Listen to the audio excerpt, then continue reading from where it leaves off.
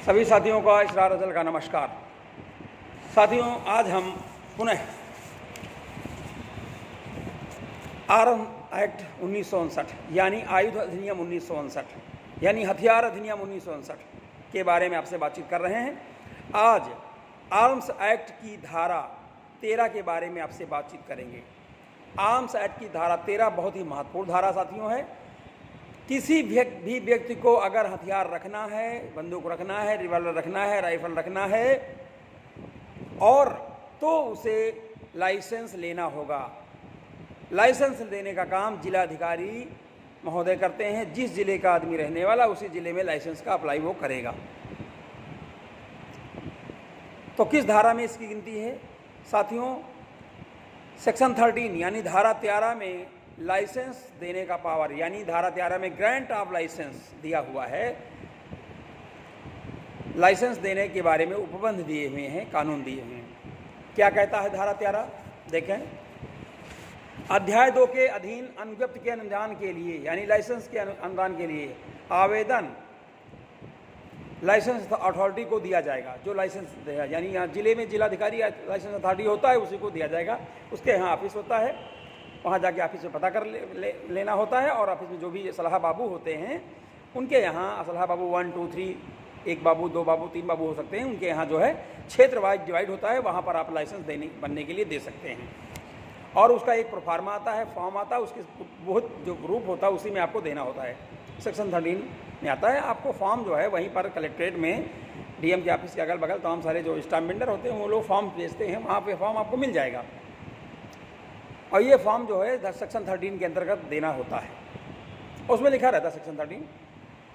और जब आपने लाइसेंस बनने के लिए वहाँ दे दिया, तो जब आपको आवेदन प्राप्त हो गया जिलाधिकारी महोदय के ऑफिस में, तो आवेदन की प्राप्ति पर जो है वो जो लाइसेंस अथॉरिटी अधिकारी होता है यानी जिलाधिकारी है, वो जो है उस आवेदन पर निकटतम पुलिस थाने का जो भार साधक अधिकारी, जो जिस थाने का आपका लाइसेंस है, मान लीजिए कि किसी थाने का आदमी है, तो उस थाने के भार साधक जो अधिकारी होगा, थाने का जो इंचार्ज होगा, उसके पास भेजेगा और वहाँ से उस रिपोर्ट तलब करेगा कि इस आदमी के खिलाफ गलत आदमी तो नहीं है, इस आदमी की क्या ज़रूरत है, ये आदमी कैसा है, कैरेक्टर कैसा है, इसकी नीड है कि नहीं नीड है, सारी बातों को जानकारी के लिए, ये क्रिमिनल तो नहीं, अपराधी बोला तो नहीं है, इन सब बातों की जानकारी के लिए वहाँ से रिपोर्ट तलब करेगा। निवासी वहाँ का कन्फर्म से है या नहीं, इन सब बातों की जानकारी के लिए जो है लाइसेंस अथॉरिटी वाला आदमी यानी जिलाधिकारी महोदय उसको वहाँ से रिपोर्ट कॉल करेंगे संबंधित थाने से।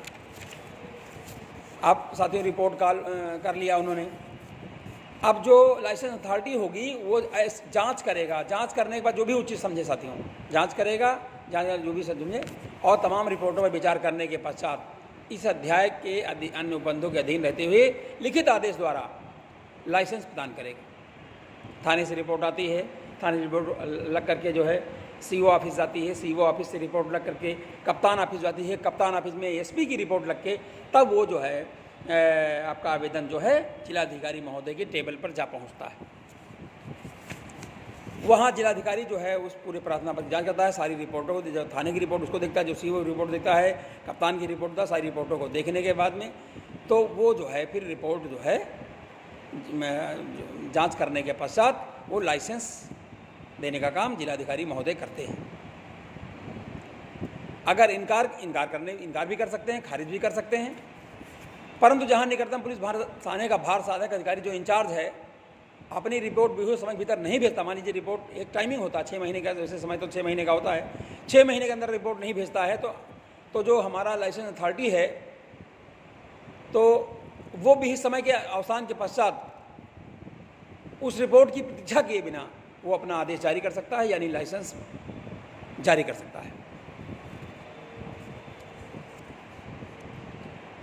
अब क्या है साथियों, लाइसेंस अथॉरिटी वाला हमारा अधिकारी है यानी जिला अधिकारी महोदय हैं, वो धारा 3 के अधीन वहाँ पर लाइसेंस जारी करेंगे जहाँ संरक्षा या आखेट में उपयोग में लाए जाने के लिए 20 इंच से अन्यून लंबी नाल वाले चिकने बोर की बंदूक के संबंध में या फसल संरक्षा के लिए सद्भावक उपयोग में लाए जाने नालमुख से भरी आने वाली बंदूक के संबंध में भारत के नागरिक द्वारा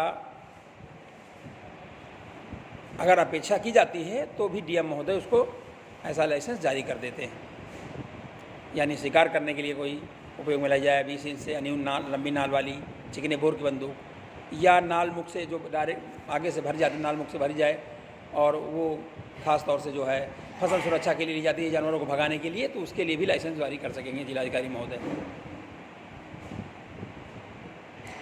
परंतु जहाँ किसी मामले की परिस्थितियों का ध्यान रखते हुए हमारा लाइसेंस अथॉरिटी जो है उसको समाधान हो जाए कि नाल मुख से भरी जाने वाली बंदूक से काम नहीं चलने वाला है, तो वो जो है 20 इंच से जो अन्यून बंदूक है, चिकने बोर की बंदूक है, उसको भी जारी कर सकता है। केंद्रीय सरकार द्वारा जो है अनुज्ञप्त या मान्यता प्राप्त राइफल क्लब या राइफल संगम के सदस्य द्वारा निशाना लगाने का अभ्यास करने के उपयोग में लाई जाने जो पॉइंट 22 बोर की जो राइफल होती है, या जिसे हवाई राइफल कहते हैं, अगर उसका भी लाइसेंस दिया के लिए अप्लाई किया गया तो ये भी जिलाधिकारी महोदय जारी कर सकेंगे।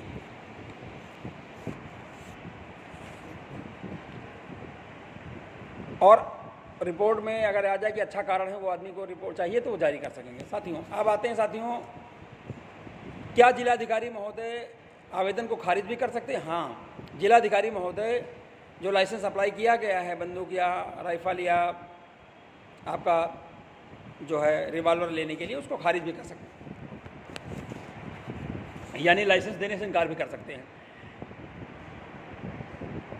आर्म्स एक्ट 1964 की धारा 14 में स्पष्ट रूप से दिया गया है कि जिलाधिकारी महोदय लाइसेंस देने से मना कर सकते हैं। रिफ्यूजल ऑफ लाइसेंस कौन सी परिस्थितियां हैं?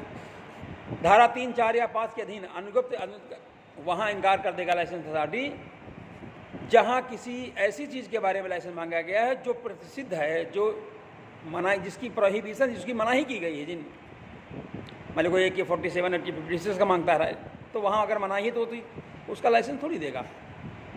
इसके अलावा कोई आयुध या गोला बारूद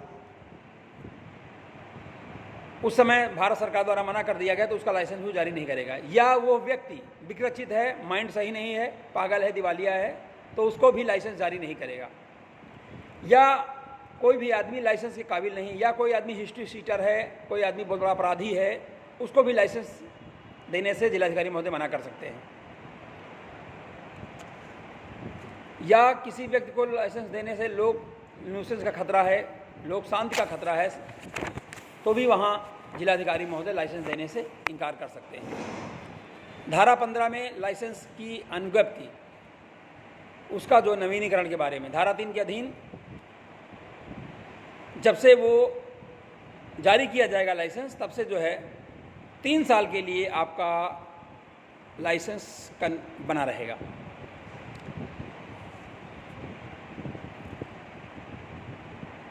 अगर कोई कारण नहीं है, अगर लाइसेंस के बीच में नहीं रद्द किया गया, तो एक बार जारी होने के बाद में 3 साल तक तो उसका समय रहेगा। इसके अलावा समय समय पर जिलाधिकारी महोदय उस समय को बढ़ा सकेंगे। ऐसा वर्णन आर्म्स एक्ट 1959 की धारा 15 में है। धारा 15 में लाइसेंस का नवीनीकरण है, धारा 15 में लाइसेंस की समय बढ़ाने की समय सीमा आदि। धारा 16 में लाइसेंस के लिए फीस वगैरह है। लाइसेंस वगैरह की फीस वगैरह जो है विहित होती है, निश्चित होती है, वो वहीं जिलाधिकारी महोदय के ऑफिस में पहुंचने पर आपको पता चल जाएगी कि उसकी फ़ीस क्या है, कितना फीस जमा करना है, वगैरह उससे हो जाएगा। धारा 17 में लाइसेंस जो है हमारा, वो अनुज्ञप्तियों में फेरफार, उनका निलंबन और प्रतिसंहरण, यानी variation, suspension and revocation of licences, यानी लाइसेंस में फेरफार, उनका निलंबन और उनका कब्जा ले लेना, ये सारे अधिकार जिलाधिकारी महोदय के पास हैं। और ये आर्म्स एक्ट की धारा 17 में ये दिया गया है कि जिलाधिकारी महोदय यानी लाइसेंस अथॉरिटी जो भी है संबंधित, फिलहाल तो जिलाधिकारी ही होता है, वो समय समय उसकी जांच करेगा, उनको चीज़ों को देखेगा, रिन्यूअल के बारे में आने पर देखेगा, या जब मांगा जाए तो पेपर उनको आपको देने होंगे और जांच करेगा, और आपका रिपोर्ट कार्ड भी देखेगा, आपका चालान भी देखेगा, और इस आधार पर जो है लाइसेंसों में फेरफार, निलंबन या जो है सस्पेंशन या मतलब जो है रिवोकेशन यानी प्रतिसंहरण कर सकेगा जिलाधिकारी महोदय, धारा 17 के अंतर्गत। साथियों, अब आते हैं साथियों आर्म्स एक्ट की धारा 18 पर। आर्म्स एक्ट की धारा 18 बहुत भी महत्वपूर्ण है। आर्म्स एक्ट की धारा 18 में साथियों अपील है।